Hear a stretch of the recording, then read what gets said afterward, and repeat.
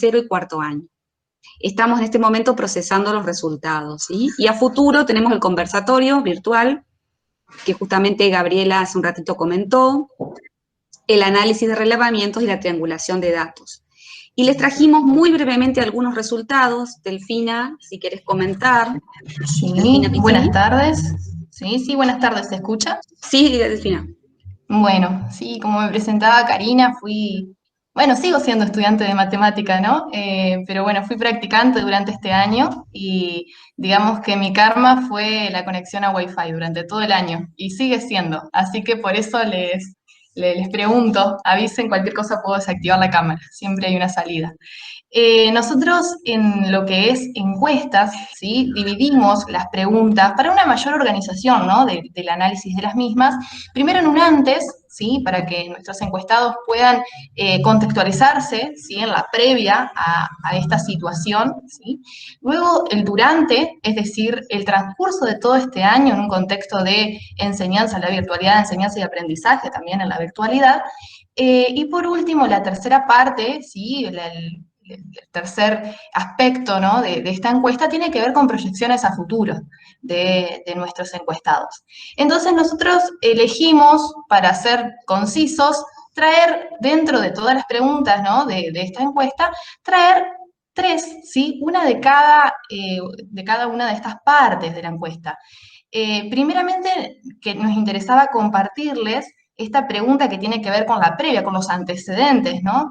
Es decir, si se presentó en el trabajo, por las dudas aclaro algo muy importante y que no aclaré, ¿a quién está dirigida esta encuesta? ¿No? Está dirigida a docentes de los 4 profesorados de la Facultad de Ciencia y Tecnología de la sede de Concepción del Uruguay, ¿sí? Estamos hablando de los profesorados en biología, física, química y matemática, ¿sí? Es decir, formadores de formadores. Entonces, primeramente, nosotros lo que nos replanteamos, preguntamos más bien es, bueno, ¿existió un uso de herramientas digitales, ¿no? En la previa a este 2020, en donde, bueno, vemos reflejados los porcentajes en donde hay ocasionalmente, ¿sí? Es lo que prima, es decir, un término medio de algunos recursos utilizados, algunas herramientas digitales. En sí nosotros no éramos ajenos a esto porque tanto docentes como estudiantes sabemos que años anteriores, ¿sí? Por lo menos durante mi trayecto en el profesorado de matemática, se ha utilizado herramientas digitales, ¿no? El trabajo con Classroom. En el caso, yo transité lo que es física general, materia del profesorado, y el uso de simuladores no fue ajeno en aquel entonces, ¿no? Pero esto es real, digamos, era ocasional el uso de herramientas digitales y en esto es bastante transparente esta pregunta, ¿no? Consideramos de la encuesta. No sé, Cari, si querés pasar a la que sigue. Con respecto a la segunda parte, ¿no? ¿Cuál es el nivel de satisfacción con la tarea que se ha desarrollado en estos meses? Vemos, como decíamos, una autoestima bastante alta en la Facultad de Ciencia y Tecnología, es decir, más del 60% de nuestros docentes se encuentra satisfecho, ¿no? Con el trabajo realizado. Somos conscientes de que esto depende mucho incluso de factores externos a los docentes, como hablábamos anteriormente, la conectividad de los estudiantes, la conectividad del docente, ¿sí? Es todo una complejidad que, digamos, nos permite entender, ¿sí? Que la poca satisfacción, ¿sí? No es responsabilidad de un actor en particular, ¿no? Pero bueno, Delfina, y algo importante, el apoyo, eso salió mucho en otra de las preguntas, el apoyo de las autoridades, del equipo de conducción de la facultad, también tuvo incidencia en esto, porque realmente nos sentimos apoyados, ¿sí? sí, eso se evidencia por ahí, bueno, estamos en lo que es entrevistas, ¿no? Lo que es Sí. transcripción de entrevistas, y ahí veíamos, ¿no? En la charla con nuestros docentes de práctica es donde se ve muy claro estas acciones tomadas desde el equipo de gestión de la facultad que han permitido, ¿sí? El impulso de las prácticas docentes. En mi caso, reitero y no me canso de reiterar, yo si no fuera, ¿no? Por lo que es la articulación de prácticas docentes en la virtualidad, no sería profe en matemática en este momento, ¿no? Entonces, el acompañamiento que ha habido desde la Facu es destacable y hace que se refleje, ¿no? En algunos datos. Sabemos que la situación no es la misma en otras sedes de la facultad, ¿sí? No somos ajenos a eso, depende mucho, ¿no? Como decía anteriormente, de múltiples factores. Entonces, por ahí, esto hace que la sede, ¿no?, de Concepción del Uruguay tenga sus características en cuanto a prácticas docentes, por ejemplo. Y en cuanto a la tercera pregunta que elegimos traer a colación para compartir con ustedes, que tiene que ver con proyecciones a futuro, como decía, es decir, cómo vemos, ¿sí?, la posibilidad de incorporar estas metodologías, ¿sí?, para complementar el desarrollo de las distintas cátedras.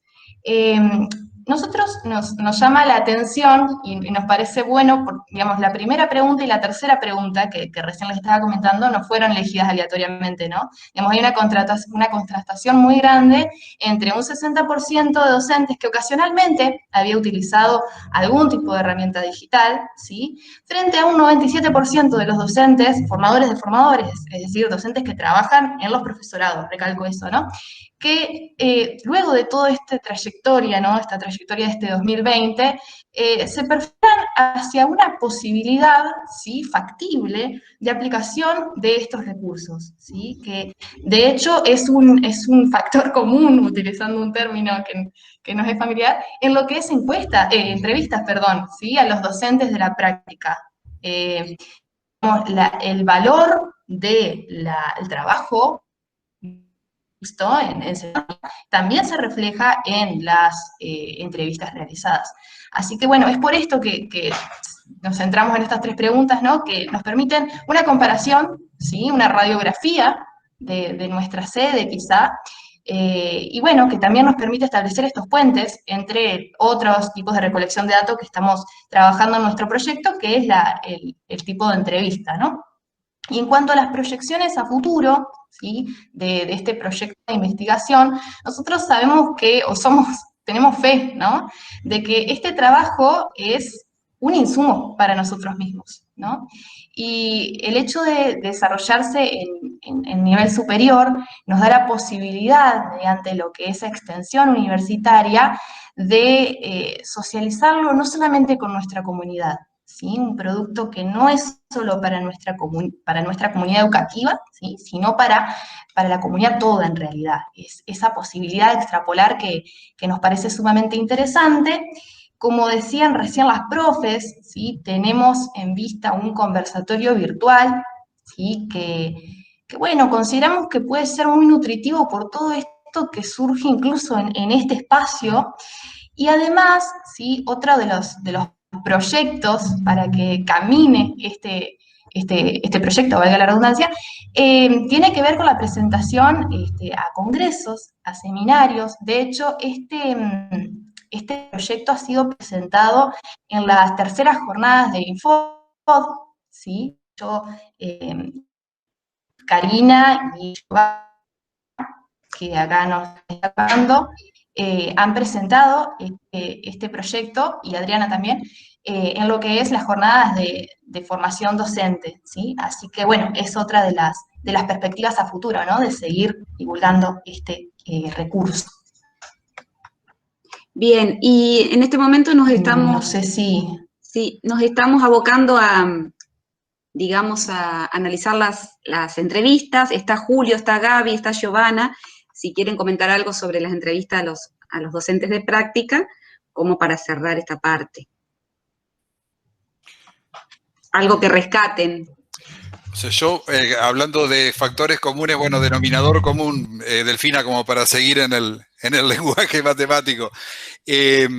Yo creo que hay cosas con esta proyección a futuro de que todos estamos queriendo, de alguna manera, cuando volvamos a la normalidad y a volver a encontrarnos los espacios físicos, ¿sí?, también aprovechar estas herramientas de los docentes. Sí, digamos, lo que a mí más me llamó la atención de las entrevistas es la creencia que tenemos de que nuestros chicos, sean de secundaria o de superior, por ser nativos digitales, son hábiles usuarios de las plataformas, ¿sí? Hay que educar en cómo se hace un aula virtual, porque, o sea, lo mismo que nos pasó a nosotros, les pasaba a ellos. ¿sí? El miedo al Zoom, al Meet, el miedo a la comunicación virtual con el alumno, eso es, digamos, una cosa en común, ¿no? Nosotros por ahí partimos que pensábamos que la mayor dificultad estaba en nosotros, en nuestra capacidad de adaptarnos a las herramientas tecnológicas, porque habemos algunos que somos más cercanos a la tecnología que otros. Pero resulta que muchos de nuestros estudiantes, ¿sí? Que nosotros vemos que manejan redes sociales, que están con el celular en la mano todo el día, al momento de conjugar este uso de la tecnología de todos los días con el aula, ¿sí? Hubo un abismo ahí que hubo que construir puentes para que los estudiantes pudieran hacer uso adecuado de esas herramientas. Eso llama la atención, yo creo que interpela mucho, ¿sí? Que damos por supuesto de que estos chicos de entrada van a saber manejar y no, ¿cómo es? Y ya les digo, de las entrevistas